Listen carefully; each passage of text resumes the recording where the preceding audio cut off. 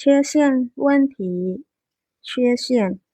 ចំណុចខ្វះខាតឬក៏ចន្លោះប្រហោង问题បញ្ហានិយាយពីគុណភាពចង់ស្ដៅទៅលើរបស់ហ្នឹងគឺវាអត់ទាន់ឥតខ្ចោះហើយវានៅមានចន្លោះខ្វះខាតកន្លែងណាមួយ对ត្រូវមិនត្រូវ不对ទំហំ尺寸ទំហំអត់ត្រូវ尺寸不对一样ដូចគ្នាអត់ដូចគ្នា不一样ពណ៌颜色ពណ៌អត់ដូចគ្នា颜色不一样有មានប្រឡាក់污渍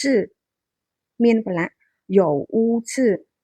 破损破ហ្នឹងគឺរហែក损ហ្នឹងមកពី损失ខូចខាត破损យើងអាចបកប្រែខូចខាតបើន័យឲ្យចំតាមពាក្យយើងមើលក៏យើងអាចយល់ដែរគឺវាខូចដោយការរហែកឬក៏ដាច់មានការខូចខាតឬក៏មានការរហែកហ្នឹង有破损តើស្បែកជើងនេះមានបញ្ហាអីចឹងជាប្រយោគសំណួរមានបញ្ហាអី有什么问题មានបញ្ហាអីបើចឹងនេះ这个鞋子这个鞋子有什么问题ពណ៌អត់ដូចគ្នាពាក្យខាងលើ颜色អត់ដូចគ្នា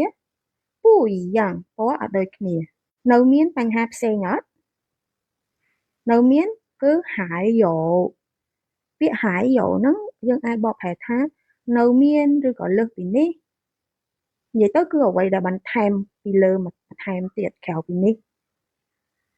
បញ្ហាដផ្សេងទៀត别的问题យើងអត់អាចនិយាយ别问题ទេត្រូវតែដាក់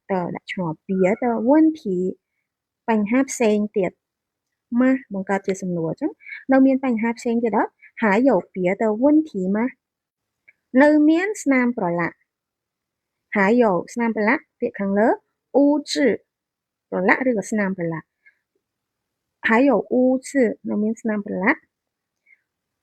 ផលិតផលនេះត្រូវស្តង់ដារអត់这个产品合格吗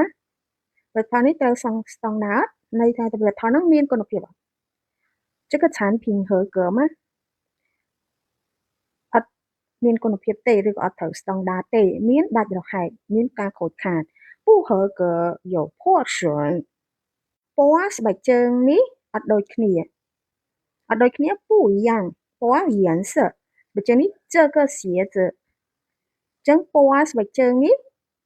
这个鞋子颜色ពណ៌ស្បែកជើងនេះ不一样អត់ដូចគ្នានៅមានស្នាមប្រឡាក់តិចតួចនៅមានគឺ还有ស្នាមប្រឡាក់污渍ចុះតិចតួច一点ចឹង一点污渍ស្នាមប្រឡាក់តិចតួចផលិតផលនេះមានខូចខាតត្រូវការកែឡើងវិញ这个产品ផលិតផលនេះមានការខូចខាត有破损ត្រូវការកែឡើងវិញ需要កែឡើងវិញ反攻មេរៀនមុនផលិតផលជុំនេះមានបញ្ហាគុណភាពត្រូវការពិនិត្យសារឡើងវិញបញ្ហាគុណភាពអី质量问题មានយោជុំទី1 TP ប៉ុន្តែបើយើងនិយាយតែពាក្យជុំគឺយើងនិយាយ P ឈឺដោយសារលើកឈឺហ្នឹងគឺលើក P ហ្នឹងគឺជុំពាក្យតែមួយហ្នឹងគឺយើងអាន P ឈឺយើងជុំមួយនេះ这个 P ឈឺ这个批次有质量问题ត្រូវការពិនិត្យសារឡើងវិញ需要ពិនិត្យសារឡើងវិញ重新检查